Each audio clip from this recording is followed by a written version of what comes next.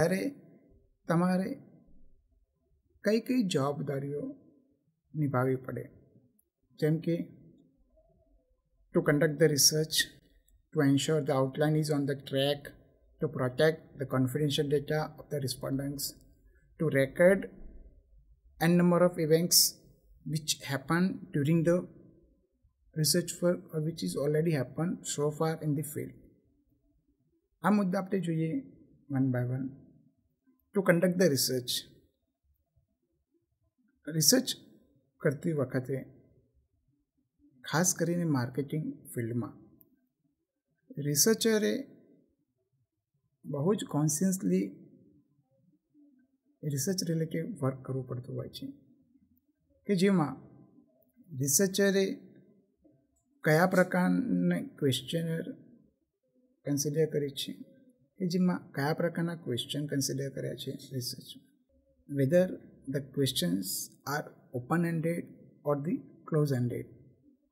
Open ended ક્વેશ્ચન્સમાં જે કંઈ બી રિસ્પોન્ડન્ટ્સ આપે છે તેને ડાયરેક્ટલી ડિક્ટેટ કરવામાં આવે છે, એનું ડિસ્ક્રિપ્શન લખવામાં આવે છે.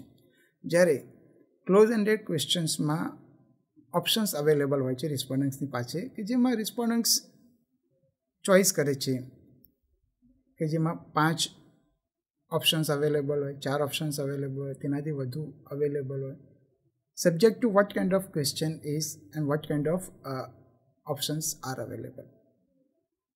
ત્યારબાદ the second and most important point is ensuring the outline is on the track. રિસર્ચરે એ એન્શ્યોર કરવું પડે છે કે જે કંઈ બી રિસર્ચ વર્ક માર્કેટિંગ ફિલ્ડમાં એ કરી રહ્યા છે એ એઝ પર ધ પ્લાન છે કે નહીં, એમનું રિસર્ચ વર્ક એ રાઇટ ટ્રેક ઉપર ચાલી રહ્યું છે કે નહીં.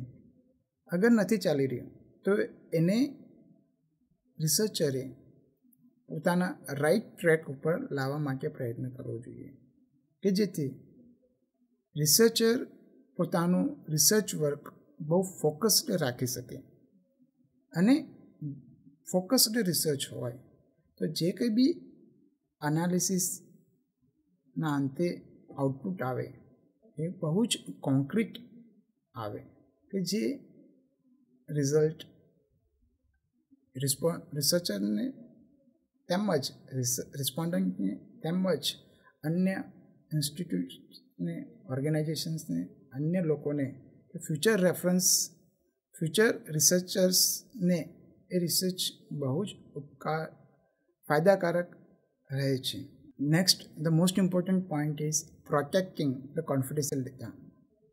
એ રિસર્ચરની જવાબદારી આવે છે કે જે કંઈ બી ડેટા, જેને આપણે ડેમોગ્રાફિક ડેટા કે માહિતી કહીએ છીએ, કે જેમાં age of the respondents, income level of the respondents, communication details of the respondents તથા અન્ય માહિતી કે જે રિસ્પોન્ડન્ટ્સની ખૂબ જ મહત્ત્વની માહિતી છે, કે જે રિસર્ચર કોઈની સાથે એને શેર ન કરે, એને ડિસ્ટ્રીબ્યુટ ન કરે by getting money against that or by any other reason.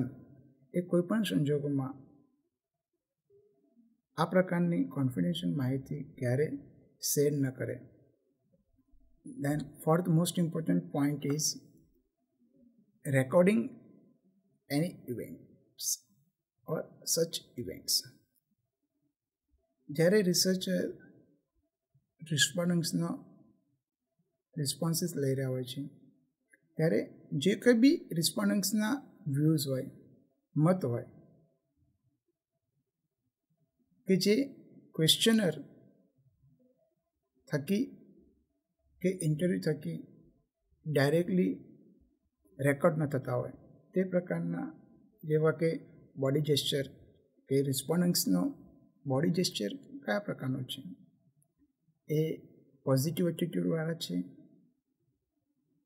જે રિસ્પોન્ડન્ટ્સ રિસ્પોન્સ આપે એ કયા એટીટ્યૂડથી કે કયા પ્રકારના એક્સપ્રેશન્સથી પોતાના રિસ્પોન્સીસ રિસર્ચરને આપી રહ્યું છે, કે જેના થકી તમને ઇન્સાઇટ મળે કે રિસર્ચ રિસ્પોન્ડન્ટ્સ એ ખરેખર વિલિંગ છે રિસ્પોન્સીસ આપવા માટે કે નહીં, કે ખાલી આપવા ખાતે રિસ્પોન્સીસ આપવા માટે રિસ્પોન્સ આપી રહ્યો છે.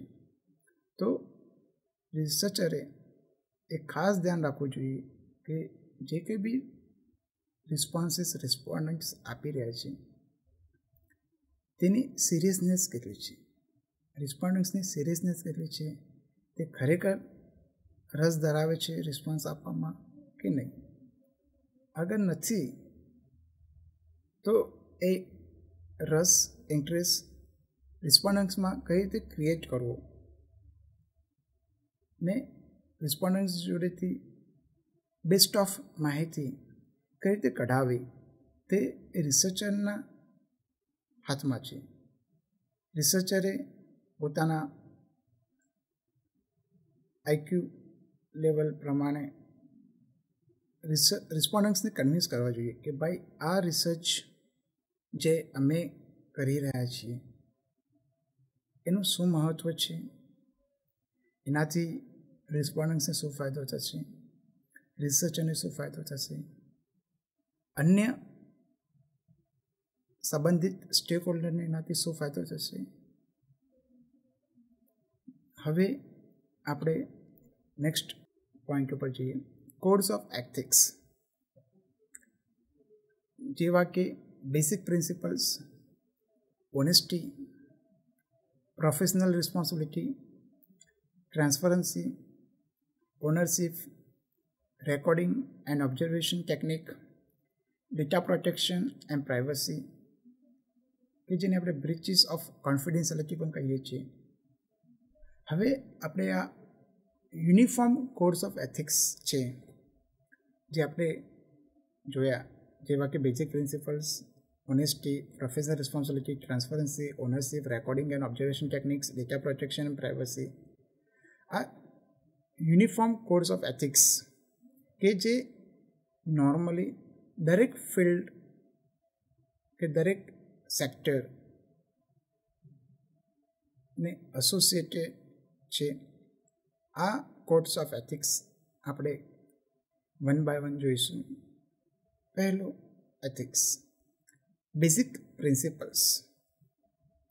Basic principles should be very very strong, તથા પ્રિન્સિપલ્સ જેવા કે ટ્રુથનેસ, ફેરનેસ,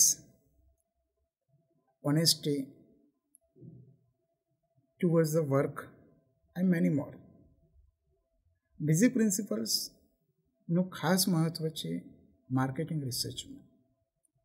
જ્યારે આપણે માર્કેટિંગ રિસર્ચ કરતા હોઈએ ત્યારે આપણે એ ખાસ ધ્યાન રાખવું જોઈએ કે આપણા વર્કથી વ્યક્તિને, સંસ્થાને, દેશને તથા અન્ય સંબંધિત પાર્ટીસને તે હાર્મફુલ થતું તો નથી ને. ત્યારબાદ second code of ethic is honesty. Honesty બહુ જ અગત્યનું છે. Honesty on self, honesty to on self, honesty to the others. Honesty કે જેને આપણે પ્રમાણિકતા કહીએ છીએ, પ્રમાણિકતા તમારા પોતાના પ્રત્યે, પ્રમાણિકતા રિસ્પોન્ડન્ટ્સના પ્રત્યે, પ્રમાણિકતા સંસ્થા પ્રત્યે, પ્રમાણિકતા દેશ પ્રત્યે, પ્રમાણિકતા સંબંધિત બધા જ પાર્ટીસ સાથે. તમે પ્રમાણિકતા પોતાના પ્રત્યે કેટલી રાખો છો, કે દાખલા તરીકે તમે જે કંઈ બી કામ કરો છો એના વિશે તમે પ્રમાણિક છો. જે કંઈ બી કામ કરો છો એ તમારું પોતાનું છે. જે કંઈ બી કામ તમે ચાલુ કર્યું છે કે કરવાના છો તેમાં તમારો ફાળો કેટલો રહે છે તે ખૂબ જ અગત્યનું છે. Third and most important code of ethics is professional responsibility. તમે એઝ એ રિસર્ચર તમારા પ્રોફેશન કે જે રિસર્ચ કેરી આઉટનું પ્રોફેશન છે એના પ્રત્યે વફાદાર છો, એના પ્રત્યે રિસ્પોન્સિબલ છો કે જે કંઈ બી તમે ડેવલપમેન્ટ કરી રહ્યા છો whether you are accountable for that or not. કારણ કે ઘણી વખતે એવું થાય છે કે કામ કોઈ ઓરનું બીજા કોઈનું હોય છે ને ક્રેડિટ એની બીજું કોઈ ઓર લઈ જતું હોય છે.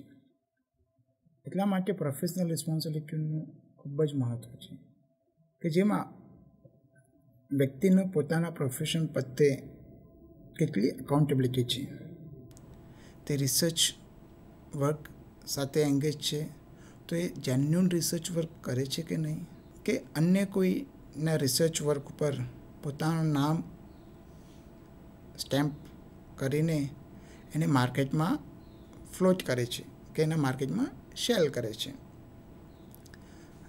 દેન fourth and most important code of ethics in the marketing research is transparency. જે કે બી તમે રિસર્ચ વર્ક કરો છો એ કેટલું ટ્રાન્સપરન્ટ છે. તમે જે કંઈ બી એનાલિસિસ કરો છો, જે કંઈ બી ડેટા કલેક્ટ કરો છો, જે કંઈ બી ડેટા પ્રોસેસ કરો છો, જે કંઈ બી તમારું એનાલિસિસ છે એ કેટલું ટ્રાન્સપરન્ટ છે. દાખલા તરીકે જે કંઈ બી ડેટા તમે કલેક્ટ કરો છો, તમે કોની જોડેથી ડેટા કલેક્ટ કર્યો છે, તમારા રિસ્પોન્ડન્ટ્સ કોણ છે, એમની ડેમોગ્રાફિક ડિટેલ્સ શું છે, તમે જે કંઈ બી સ્ટેટિસ્ટિકલ ટૂલ્સ કે મેથડ્સ યુઝ કરવા માગો છો કે કરવાના છો, એ તમે કયા ટૂલ્સ કે મેથડ્સ કે ટેક્ટિક્સ તમે યુઝ કરી છે ડેટા એનાલિસિસમાં. જે કંઈ બી તમારું એકચ્યુઅલ આઉટપુટ છે, જે કંઈ બી તમારું એકચ્યુઅલ લર્નિંગ્સ છે એ તમે એકચ્યુઅલી રિપ્રેઝેન્ટ કરો છો કે નહીં. કારણ કે આજના સમયમાં આપણે ઘણી જગ્યાએ જોઈએ છીએ કે ડેટા કલેક્ટ કરે છે રિસર્ચર્સ, એનું એનાલિસિસ કરે છે, પણ જ્યારે એને રિપ્રેઝેન્ટ કરવાનું આવે છે ઓન પેપર ત્યારે એ રિઝલ્ટ્સને અલ્ટરેશન કરીને, ચેન્જીસ કરીને એને રિક્વાયર્ડ ફોર્મેટમાં ફિટ કરવામાં આવે છે કે જે માન્ય નથી. એટલે ટ્રાન્સપરન્સી ખૂબ જ મહત્ત્વની છે. જે કંઈ બી સંબંધિત સ્ટેક હોલ્ડર છે તેમની વચ્ચે તમે જે કંઈ બી હકીકત છે રિસર્ચ રિલેટેડ તેને તમે માહિતગાર કરો કે જેથી એ લોકોને પણ આઈડિયા આવે કે જે કંઈ બી તમે વર્ક કર્યું છે એ વેરી મચ ઓપન છે, કે જે વેરી મચ ટ્રાન્સપરન્ટ છે, કે જેના થકી રિસ્પોન્ડન્ટ્સને એનાથી કોઈ હાર્મ થતું નથી, કે કોઈ અન્ય એજન્સી કે સંસ્થા કે ગવર્મેન્ટ કે બીજા કોઈ નોન ગવર્મેન્ટ ઓર્ગેનાઇઝેશનને તેનાથી હાર્મ થતું નથી. Next and most important ethic is ownership. You are accountable for your work or not, which leads to ownership. જે કંઈ બી તમે રિસર્ચ વર્ક કર્યું છે in the field of marketing, whether you have the ownership of that work or not, or whether you are claiming for the ownership of your work or not. કારણ કે ownership એ indirectly accountability દર્શાવે છે. આપ જો ownership વિશે claim કરો કે નહીં, આ વર્ક, આ રિસર્ચ વર્ક મેં કર્યું છે કે અમારા ગ્રુપ કે ટીમે કર્યું છે, તો બટ ઓબ્વિયસ છે કે અકાઉન્ટેબિલિટી પણ આપને જ આવે છે કે જે કંઈ બી વર્ક કે રિસર્ચ વર્ક આપે અથવા આપના ગ્રુપે કે ટીમે કર્યું છે તેની અકાઉન્ટેબિલિટી આપની કે આપના ગ્રુપની જ રહે છે. ઓનરશિપના અલગ અલગ ફિલ્ડ કે સેક્ટર પર્સપેક્ટિવ એ અલગ અલગ ફોર્મમાં આપણે જોઈ શકીએ છીએ, જેમ કે copyright, patent, IPR, intellectual property right, trademark. હવે આપણે